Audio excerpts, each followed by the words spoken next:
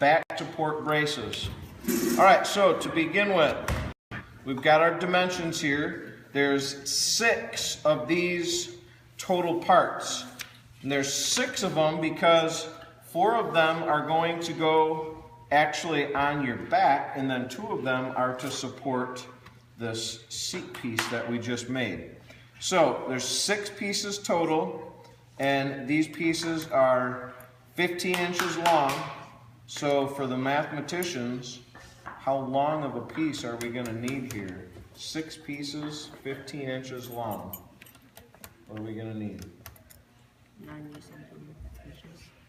90 inches, right? Because 2 would be 30, 4 would be 60, 6 would be 90. So when I cut these pieces for you, I'm going to give you a pretty nice long piece. All right, it's going to be a pretty big piece of wood that you're going to need in order to make these pieces. So the first thing we want to do is we get the stock. I'll cut your pieces on the table saw. I'll give you a rough length, and then you want to measure and cut pieces to length using the miter saw. So first thing we need to do is measure and mark our 15 inches, and then X marks the spot. And where are we going to go to cross cut? Miter saw. So we'll come over here. Just like all of our other pieces, we want to be able to set up our stock.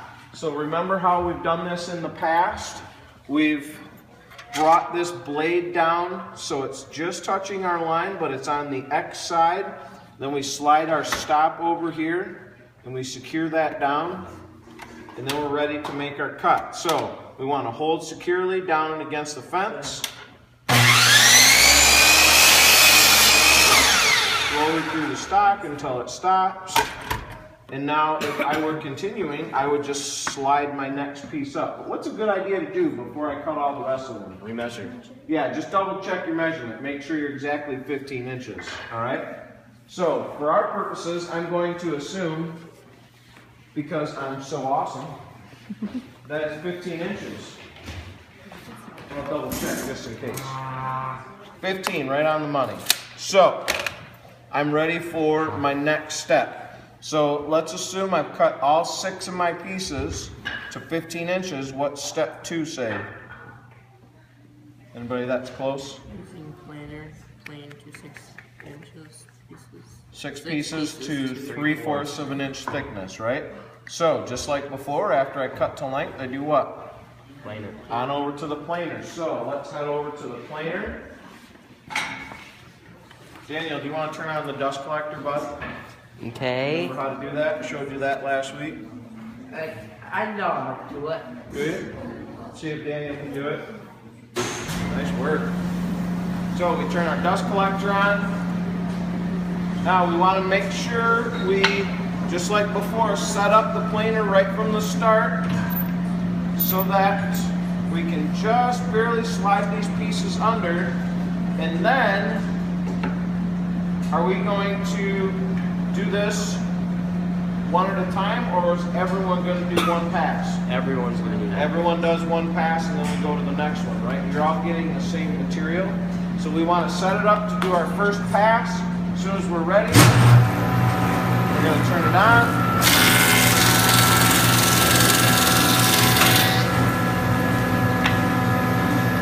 Plane one side,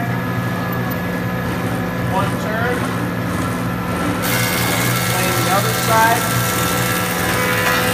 After you plane both sides, it's a good idea to check the thickness. Can you hand me that square? Thank you. So we'll take our square. What was our thickness? 3/4.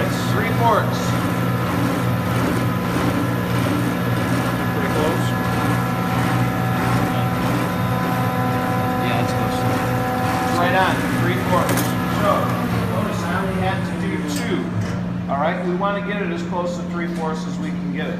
So in this case, let's assume all 6 of my pieces are plain.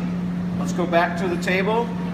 Let's assume I have all 6 of my pieces here.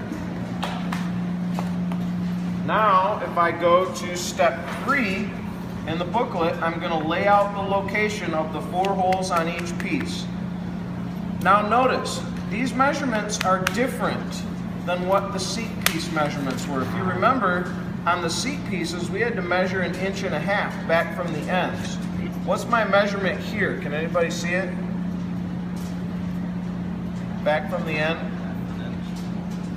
What are these little arrows right here suggesting?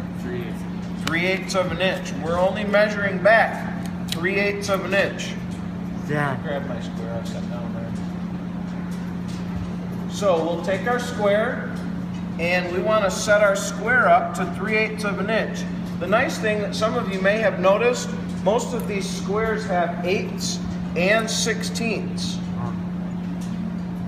So all I have to do is count my 3/8, 1, 2, 3 on my square, and I set my square up. Now I'm going to mark all of my pieces.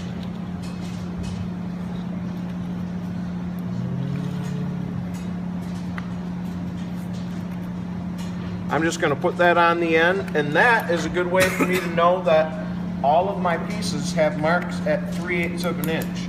So I'll mark all of them 3/8 of an inch from the end. Now what's my second measurement that I need?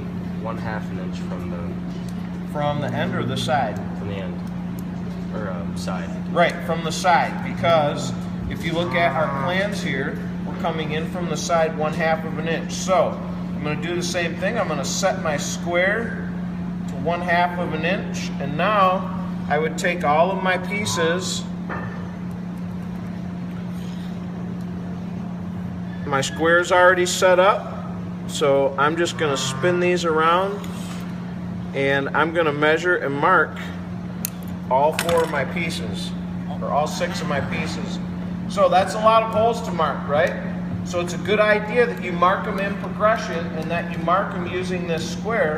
Otherwise, you end up with these holes being all over the place, and then we're going to have problems when we go to put it together. So make sure that these holes are precise. If you're wondering, what should you do? Ask. Just ask before you start drilling the holes. Say, hey, Mr. Redmer, do these look pretty good? Sure. Then you carry on. All right? So I've laid out the pieces. I take them to the drill press, number 6 countersink bit, and I'm going to drill my pieces. So let's head over to the drill press. And looks like we're going to have to change the bit. So we've got to find the countersink bit, which we have on this drill press. Pop this one out.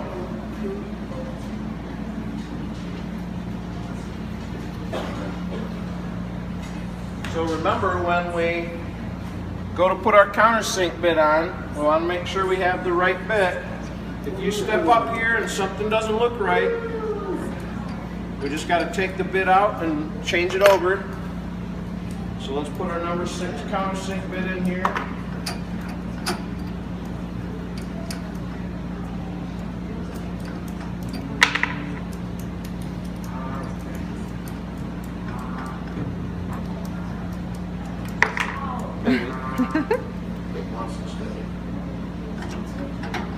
Okay, so remember, anytime we tighten, we want to tighten all 3 locking lugs. That way we know it's nice and secure and we know it's centered. Now it looks like I might need to raise my table a little bit, so I'll do that for you guys. You don't have to worry about that.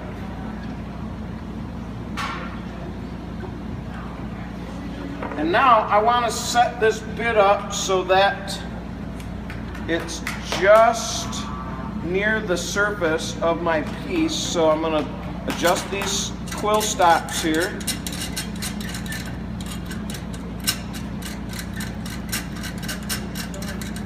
So we don't want to make those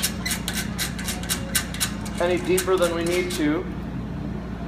So we'll set that up. Now let's test it out. We've got this clamped down, so remember, we just want to hold securely.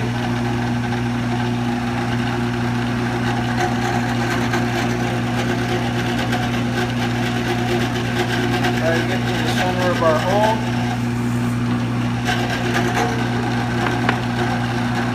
How's that look? That looks nice. Pretty good? Yeah. Not too deep, but you can still see that it's got enough that it will receive the screw.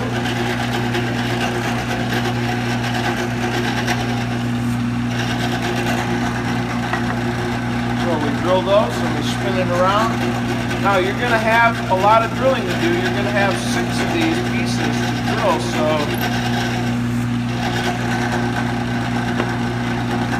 we don't want to hurry, but we want to do this as efficiently as we can.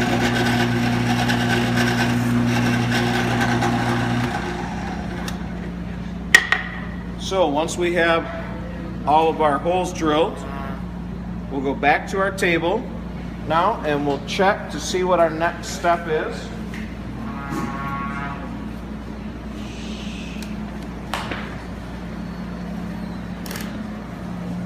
So if I set these down and I look at my blueprint there, it looks like these look just like what I've got here on the page, and that's what you want. So the next step is we're going to take the pieces to the router table and we're going to round only the top edges. How do we know the difference between the top and the bottom again? The top has the countersinks. Top has the countersink portion of the hole. The bottom does not. So on the router, does the side we want routed, does that go down or up? It goes down. It goes on the table, right? Because the bit comes up through the table. So we want to put the top down, and then we want to route only the top edges. All right, so let's take it over to the router table. We'll come all the way around here. I'll just double check to make sure that we're set up decent here. Seems like we should be good to go.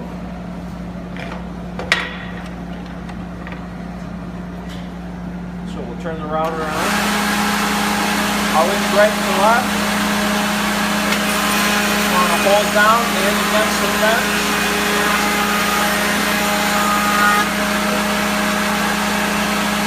Pretty good. Cross the edge.